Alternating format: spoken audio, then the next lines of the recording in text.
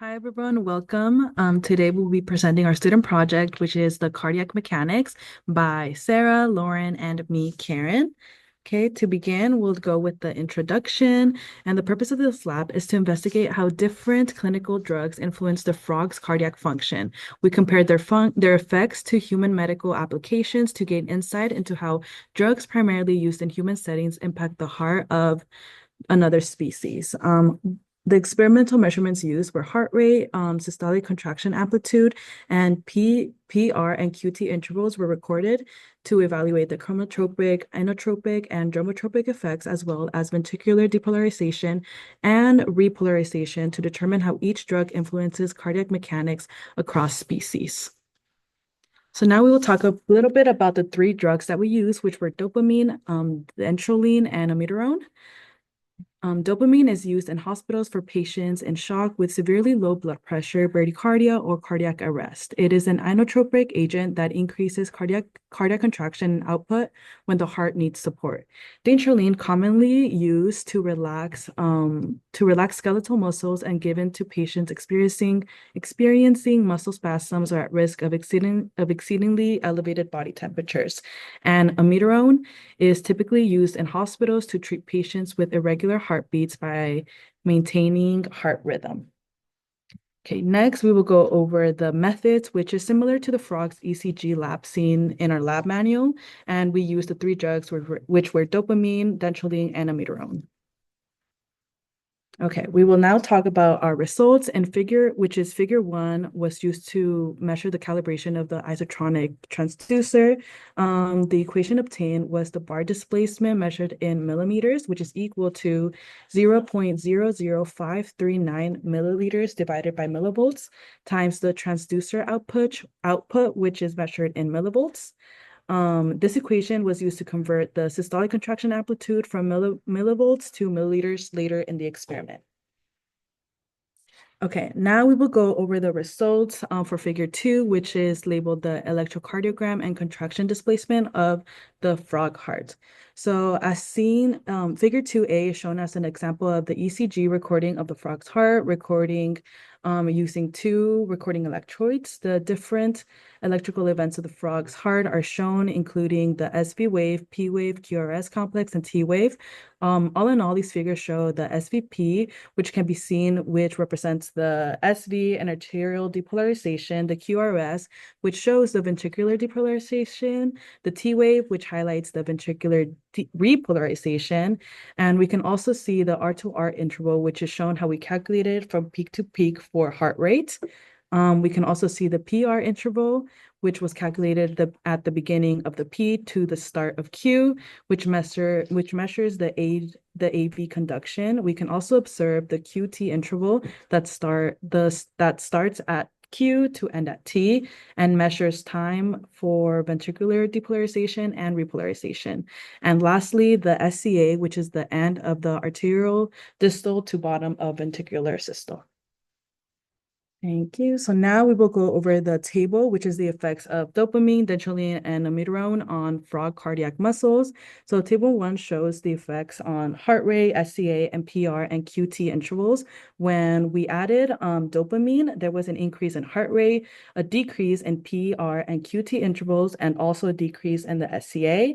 For dantrolene, there were small changes, but no significant effects. And for amiodarone, there was an increase in heart rate, SCA, decrease in PR, and QT interval. Now I will pass it on to Lauren.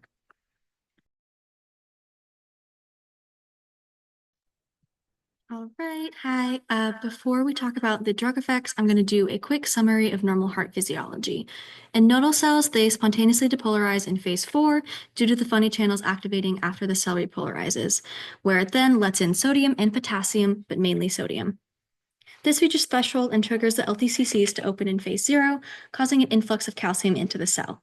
Some potassium channels open before the LTCCs close, causing a small calcium plateau in phase 2. Then in phase 3, the LTCCs close and more potassium channels open, causing the cell to repolarize and return to baseline. In frogs, the SV node, The SV node is the pacemaker, which spreads to the atrial contractile cells, and then the AV node, where it holds the depolarization to allow for blood to fill the ventricle, and eventually passes it to the ventricular contractile cells. In the contractile cells, phase 4 is the resting membrane potential since there are no funny channels. When the muscle action potential reaches the cell, it causes sodium channels to open, which depolarizes it. In phase 1, some potassium channels open, causing a slight repolarization that triggers the LDCCs to open in phase 2. Potassium efflux matches calcium influx, causing the plateau. Then, in phase 3, the LTCCs close and more potassium channels open, repolarizing the cell and returning it to resting potential. In terms of heart contraction, when the LTCCs open for contractile cells, the calcium triggers more calcium release from ryanodine receptor 2 on the sarcoplasmic reticulum. This calcium binds to troponin and moves it out of the way so that myosin-actin cross bridges can form, allowing the heart to contract. To remove the calcium, the circuit 2 pump on the SR uses ATP to pump calcium back into the SR, and the sodium-calcium exchanger, NCX, uses sodium's gradient from the sodium-potassium ATP pump to move sodium into the cell and calcium out of it, resetting the cell for the next contraction. Now, the first drug that we added was dopamine. When dopamine is added onto the heart, it can bind to both dopamine and adrenergic receptors. This is due to it being a catecholamine and a precursor to norepinephrine and epinephrine, the usual target of adrenergic receptors. While it binds to both, the main cardiac response comes from it triggering adrenergic receptors, as there are less D1-like receptors in the heart than beta-1. D1 receptors are a G protein coupled receptor and are coupled to a G alpha stimulatory protein. Through its cascade, it triggers adenylyl cyclase, causing CAMP to be made, which activates protein kinase A. This cascade does trigger other effects I'll mention in a second, but the main effect from the D1 receptors is that this PKA can then cause exocytosis of norepinephrine, which will go on to activate beta-1 receptors in addition to dopamine binding to them, which amplifies its effects. There are a lot of beta-1 receptors on the heart, which also use the GS pathway through adenylyl cyclase, CAMP, and then PKA. In nodal cells, PKA phosphorylates LTCCs and funny channels, increasing their activity, which then increases the slope of phase 0 and phase 4 of the nodal cell action potential. In the SV node, this causes the increase in heart rate we observed, and in the AV node, this causes increased conduction velocity, causing the decrease in PR interval we observed. In contractile cells, PKA also phosphorylates LTCCs, causing a decrease in the QT interval due to a shorter calcium plateau. It also phosphorylates RYR2, increasing its activity, and phospholamban, PLB, decreasing its inhibitory action on the circuit 2 pump. This leads to more calcium being released from the SR for each heart contraction and it being pumped back into the SR faster for the next contraction, resulting in a positive ionotropic effect. This was not observed in our case, however, likely due to the Frank-Starling effect, where since heart rate increased, it caused a smaller preload in the ventricle and a smaller SCA overall. Okay, the next drug that was added is dantrolene, which is clinically used to treat heart failure. It normally exerts antiarrhythmic effects and negative inotropic effects as well when it's used. This diagram shows the mechanistic manner of how dantrolene works in a clinical setting when used for heart failure patients, and this gives us the foundation of seeing how dantrolene exerts its effects. In cardiac muscle, dantrolene mainly works on the RYR2 channels. In these patients, the RYR2 channels are phosphorylated and are therefore unstable. Because of the phosphorylation, there's a leakage of calcium out of the sarcoplasmic reticulum during diastole. The extra calcium that has leaked out is then present for systole, allowing for the excess calcium to bind to troponin and form cross bridges and therefore more contractions. There will be a net loss in calcium also due to the NCX, as the excess calcium will be pumped out and not be brought back in. The excess calcium out of the SR and the exchange with the NCX results in abnormal rhythm seen in heart failure patients. Dantrolene works to stabilize the RYR2 channels by binding to amino acids that would be unphosphorylated so that there's no calcium leakage, leading to a decrease in arrhythmias. In our experiment, however, we use a normal, healthy frog heart that did not have any indication of heart failure. Therefore, the normal effects of dantrolene do not occur in the heart that we have. The RYR2 channels are stable and there is no calcium leakage, so there is nothing for dantrolene to bind to and change. Since there was nothing that needed to be stabilized, there was no subsequent change in heart rate and therefore no interval changes as well. Amiodarone was the last drug to be added and is a very complex drug that exerts a lot of different effects through various mechanisms. It is clinically used to treat VTAC in heart failure patients.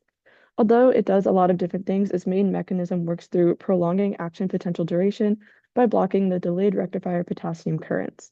There are two types of these currents, R for rapid and S for slow. Amiodarone preferentially inhibits IKR more than IKS, seen by the two triangles and the one triangle on the diagram, and this causes an IKR blockade. By blocking the potassium current, there's a longer repolarization phase, allowing for the membrane potential to become closer to the threshold. This then makes it easier for the next depolarization of nodal cells to happen by the SV and AV nodes, resulting in an increase in heart rate and conduction velocity while decreasing the PR and QT intervals. Additionally, the prolonged repolarization phase increases the calcium plateau as the LTCCs are now open for a longer period of time. More calcium is then available to the RYR2 channels, leading to even more calcium being released, resulting in larger contractions and SCAs.